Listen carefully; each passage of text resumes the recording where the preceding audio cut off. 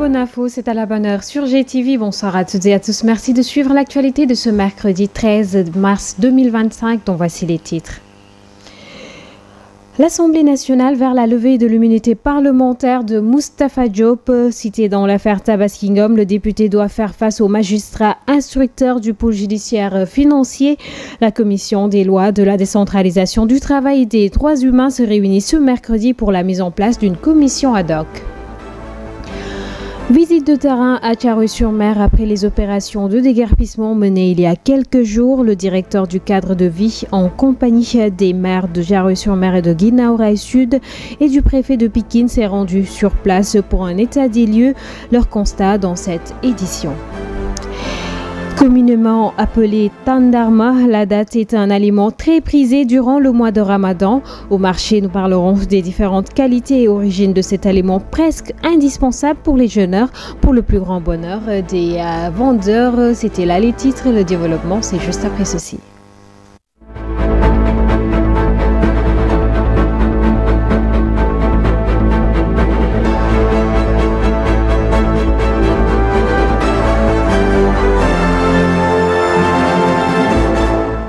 Merci de suivre l'actualité de ce mercredi. En bref, pour démarrer sur instruction du ministre de la Justice, Ousmane Diagne, l'Assemblée nationale a déclenché la procédure de levée de l'immunité parlementaire de l'ancien ministre Moustapha Diop. Le député de la 15e législature est cité dans l'affaire Tabaskingom. L'audition de Moustapha Diop est exigée par le magistrat instructeur du pôle judiciaire financier dans cette affaire. Nous y reviendrons pour plus d'informations dans nos prochaines éditions. L'Alliance pour la République a dénoncé ce mardi une violation des droits inaliénables de l'ancien ministre Mansour Faye, interdit lundi de quitter le territoire national alors qu'il devait se rendre à Jeddah via Paris. Le parti de l'ancien président Macky Sall qui voit cette mesure comme un des leurs, comme une tentative du pouvoir de déstabiliser leur formation politique, sauf suivant les propos de Samba Ndong au micro de Amsatou Gano. Mars 2025, en ce mois béni de Ramadan, notre camarade, frère Mansour Faye, ancien ministre de la République, s'est rendu à l'aéroport international de Blaise Diagne aux fins de rejoindre Jeddah via Paris pour effectuer ce qu'on appelle chez nous la Umrah ou encore le petit pèlerinage à la Mecque. Il aurait voulu, par la même occasion, rendre visite à sa mère, déjà sur place. Mais grande a été sa surprise de voir un agent de la police de l'air lui signifier son impossible embarquement dans le vol Air France en partance pour Paris. À la question des raisons expliquant le refus de sa sortie du territoire national, terrible fut la réponse de l'agent. C'est sur instruction de l'autorité supérieure. Cette décision prise par l'autorité supérieure est un violent abus, une négation des principes et des valeurs qui fondent notre État de droit et notre République. Il ne s'agit nullement d'une première, mais bien d'une récidive antidémocratique, expressive d'une très grave et très inquiétante dérive dictatoriale. À la suite de l'opération de désencombrement effectuée sur l'axe SIPS Poste-Thiaroye, une visite de suivi s'est tenue hier. C'était en présence du maire de Thiaroye-sur-Mer, du maire de Guinaw Rail Sud, du directeur du cadre de vie et du préfet de Pikine, entre autres personnalités. Cette visite de terrain a permis d'évaluer l'impact de l'opération de désencombrement menée sur cet axe. Les constats de Serine Kososen, directeur du cadre de vie, et de Amadou Moustapha Mbang, préfet de Pikine. C'est au micro de Mariem Salifdia. Le restera, il sera aussi aménagé et embelli. Et permettez-moi aussi de dire que l'occupation irrégulière de nos espaces publics n'est pas une fatalité et que avec de la rigueur, de l'engagement, nous pouvons rendre nos espaces beaucoup plus sains et beaucoup aussi plus fonctionnels. Ce qu'on souhaite, c'est responsabiliser ce qui entoure la RN, à savoir les entreprises, à travers le RSE, leur demander d'impliquer aussi dans ces aménagements. En même temps aussi, nous n'allons pas aussi laisser pour que cette emprise soit encore occupée. Ce suivi-là va se poursuivre et ça, on vous le garantit. On ne va pas passer ici 2 nuits entières et laisser le travail là, comme ça, les gens reprendre les mauvaises habitudes. On ne va pas le faire. On va continuer.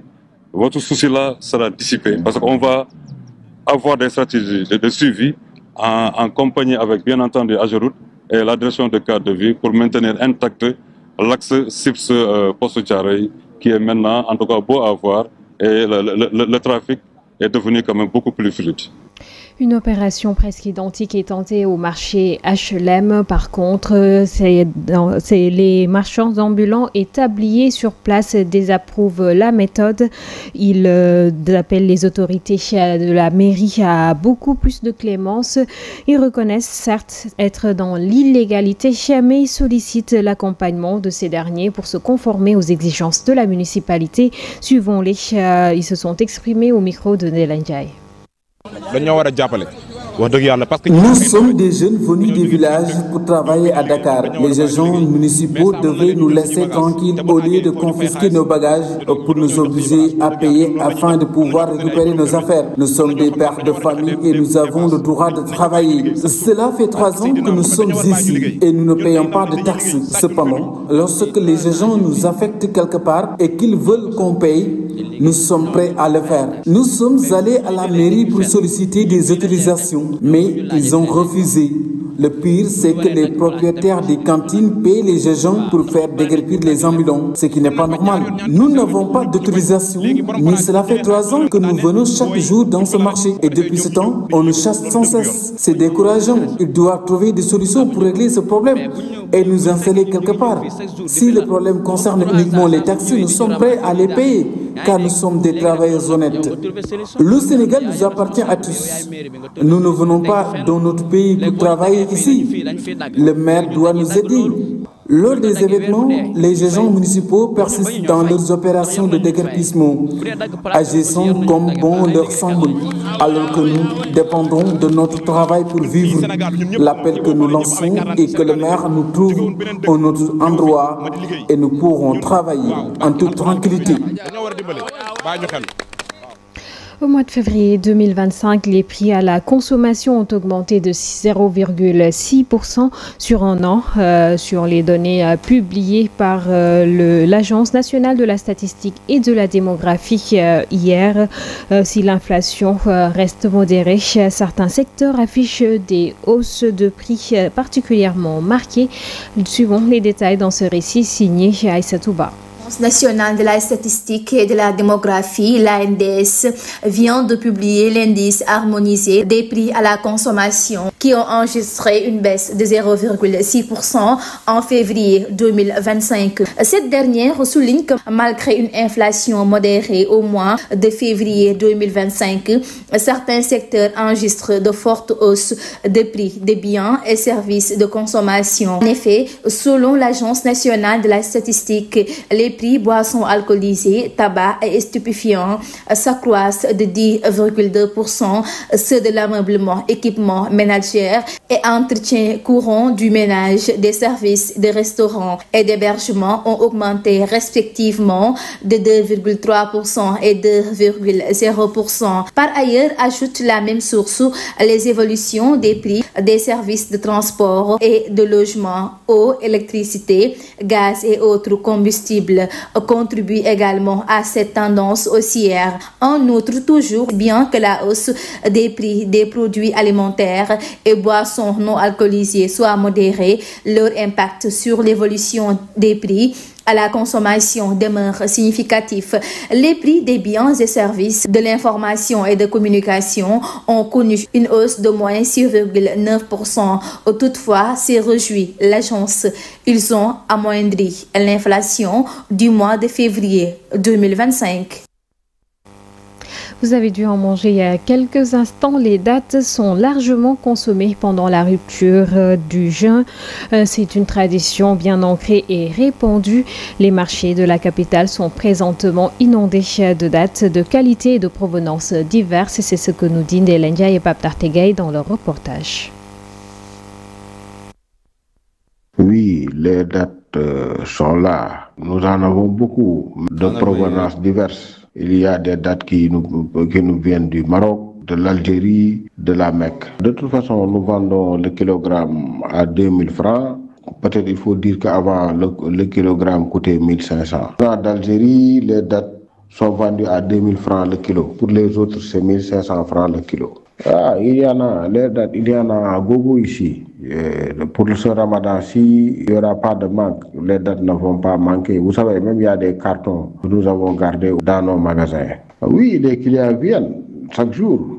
Nous en vendons. De toute façon, on se frotte les mains. Les clients viennent chaque jour pour acheter depuis le début du ramadan. Au Mali, Daouda Magassa, un proche de l'influent imam Mahmoud Dicko, a été libéré ce mardi 11 mars, a-t-on appris de sources proches. Au Pakistan, 155 otages ont été libérés, 27 assaillants tués au premier jour de l'attaque du train. C'est dans la synthèse de l'actualité internationale qui nous est présentée par Mam Awassal. L'actualité internationale au Mali, enlevé depuis février à Bamako, Daouda Magassa, un proche de l'influent imam Mahmoud Dicko, critique de la junte au pouvoir au Mali, a été libéré mardi 11 mars, a-t-on appris auprès de lui, d'un de ses proches et de son organisation. Il avait été enlevé le 5 février par des hommes armés non identifiés. Selon ses proches, en Guinée, les familles des victimes de la tragédie de Zérékoré portent plainte contre les autorités de transition. Le 1er décembre 2024, le stade archi-saturé de la ville a été le théâtre d'une bousculade meurtrière lors d'un match de foot organisé à Gouloir du général Mamadou Doumbia. Au total, 98 familles ont déposé plainte lundi 10 mars auprès du tribunal de première instance de Zérékoré pour une quinzaine d'infractions et crimes, notamment meurtre, homicide involontaire, omission de porter secours, mise en danger d'autrui et réel de cadavres. Pakistan, au moins 155 passagers ont été libérés sur les plus de 450 passagers d'un train attaqué